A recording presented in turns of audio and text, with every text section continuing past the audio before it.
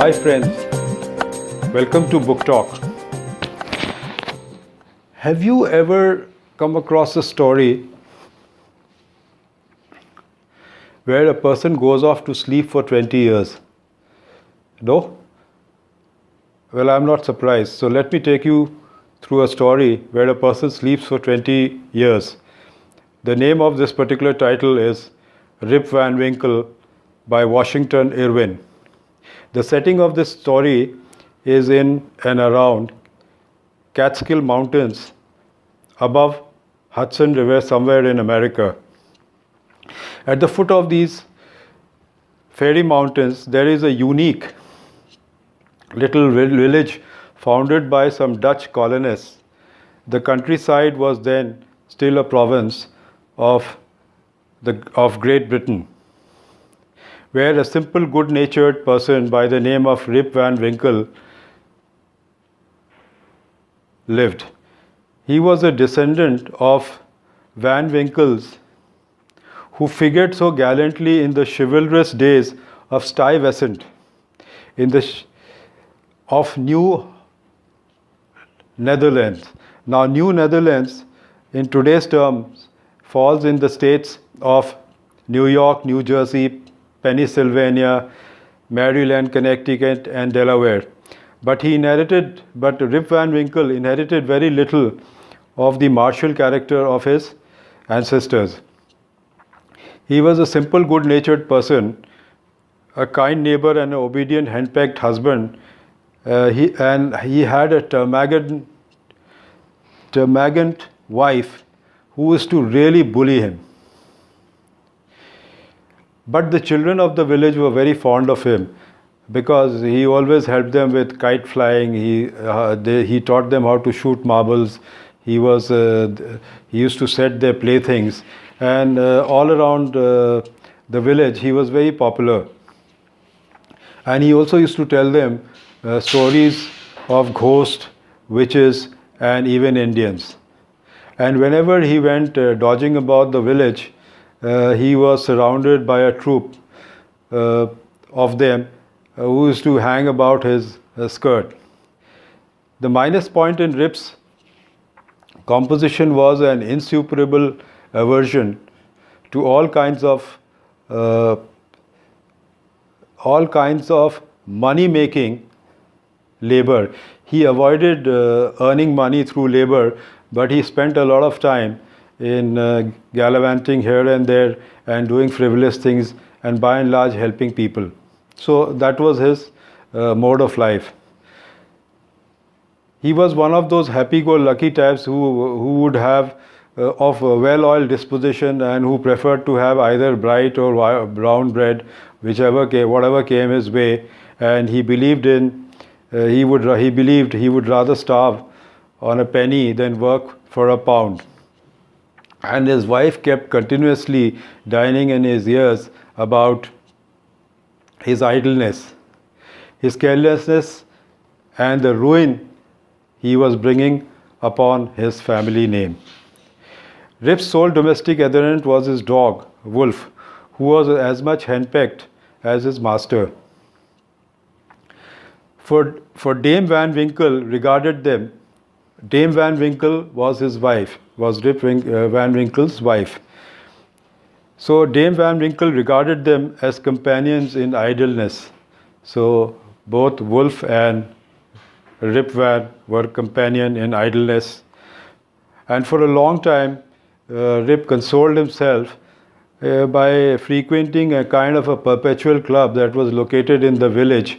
It was a small inn where they had a Rubicon portrait of King George III, and this guy Rip Van Winkle used to go and sit there along with some other oldies of the village and used to discuss various things.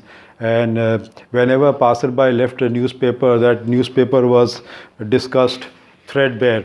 But in this club there was one schoolmaster. He had a lot of control over the intellect of the discussion. His name was Derrick Van Bummel, but the ultimate control of this club lay in the hands of Nicholas Vedder, who controlled the janto of the entire club, because he was the owner. And Rip Van Winkle spent a lot of time in and around this club. But gradually Rip Van Winkle was reduced to despair. His only alternate to escape from the farm labor and the clamor of his wife was to take his gun and go up the mountain for a shoot. And he used to take his dog Wolf along with him, and where he used to spend the day under the tree, and that used to be his muse. And he used to watch the river Hudson from the cliff, and at times in good mood he used to tell his dog that your mistress has really given you a dog's life, but don't worry, friend, I am there, and I will see to it that you don't require a friend as long as I am alive. But one day, while Rip Van Winkle was on a long ramble on a fine autumnal day, he had consciously scrambled to one of the highest peaks of the Catskill Mountains, where he was at his favorite sport, and that was squirrel shooting in the desolate solitudes that echoed and re-echoed with his gunshots. It was late in the afternoon, and he was watching very peacefully the brimming of Hudson River, and when he suddenly threw himself onto a green knoll which had mountain verbiage, and he thought of having a nap. Nothing was there, everything was quiet and still, and the mountain shadows had were only beginning to get longer when he heard. So he heard something, and he didn't bother. He just thought he'll go off to sleep for a while, and he was just resting. And then he could not sleep because he thought of he thought that it's beginning to get dark, and from here he'll have to get up, walk down all the way, and again go to that house and listen to Dame Van Winkle's obnoxious things. So in that spirit, he was just turning upside down and squirming here and there while lying. But then, as the evening was growing, he suddenly got up and he thought of moving. And as he was moving, as he took the first few steps, he heard from a distance a hallooing, "Rip Van Winkle, Rip Van Winkle." There was somebody was calling him from the back. So first he thought that it's his own fancy, and nobody is calling him. So he took a few more steps, but then again he heard someone calling him, "Rip Van Winkle, Rip Van Winkle, please come and help." So he turned around, but he did not see anybody very distinctly except for a crow that was winging its solitary flight across the mountain, and once again he heard that. So when he turned around, he saw, he was surprised to see a human being in this lonely and unfrequented place. He thought it was some neighbor asking for some assistance. Is when Van Winkle saw that old man again. He was wearing antiquated Dutch clothing, and he was looking a little weird. And he was carrying a keg up the mountain and required some help. And so Rip Van Winkle offered help, and he and his dog Wolf started helping this old man, and they started proceeding towards a hollow in which Rip Van Winkle discovered the source of some thunderous noise. A group of ornately dressed, silent, bearded men who were playing ninepins. So Rip Van Winkle was amazed that in this particular place there are these very weird looking people, and they are playing some game of 9 pins. So, but Rip Van Winkle did not have the guts to ask their name, who they were and how they knew his name. So he kept quiet about it. But then he saw there was some liquor there, and that liquor was known as Genever. So he thought of having some Genever, and he did have finally some Genever, and then he was knocked out and he went off to sleep. But when he woke up, he was shocked. There was something very weird, something very different was all around. His musket was rotting. His beard was a foot long beard, and Wolf was not there. His dog was missing, so he didn't know what had happened, and so it was quite a surprise. Last he remembered was he had that Genever, and then he was just woke up now. So anyway, he just thought of returning to his village, and so as he entered the village, people started asking about the elections. Whom have you voted for? Whom have you voted for? And nobody was calling out his name. So he said, well, I have never cast a vote in my life, and I am still a faithful subject of King George III. Unaware of that, the American Revolution had taken place, and America was an independent country. So when he said about George King III, people almost thought of bashing him up, when suddenly an elderly woman recognized that this was the long lost Rip Van Winkle, who had come after a long time.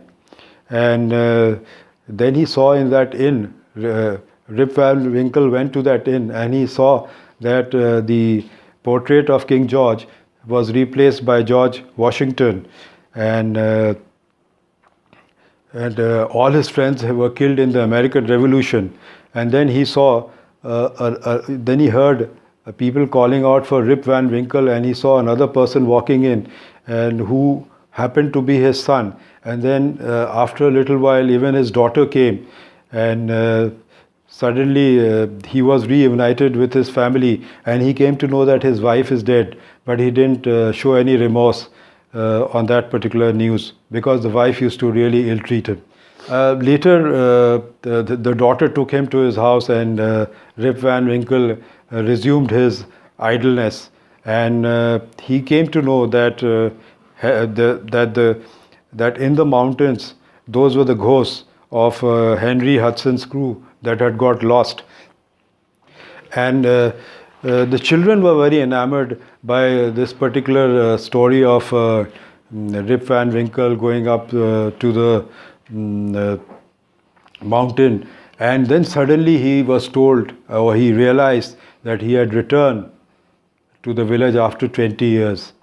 So Rip Van Winkle had gone that day to the mountains, and he had returned I'm sorry, after 20 years.